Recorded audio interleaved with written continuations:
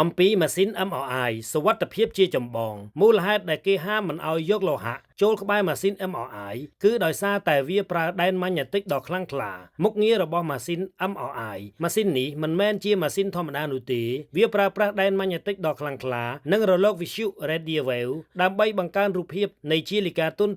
នៅខាងក្នុងរាងកាយរបស់មនុស្សដូចជាខួរក្បាលឆ្អឹងខ្នងនិងសន្លាក់ជាដើមបច្ចេកវិទ្យាត្រជាក់ខ្លាំងផ្នែកមួយដ៏សំខាន់នៃម៉ាស៊ីន MRI គឺមេដែក Superconducting ដែលត្រូវបានលាក់នៅខាងក្នុងមេដែកទាំងនេះត្រូវបានត្រាំនៅក្នុងសារធាតុដែលរក្សាឲ្យមានសីតុណ្ហភាពទាបបំផុតគឺស្ថិតដល់ដក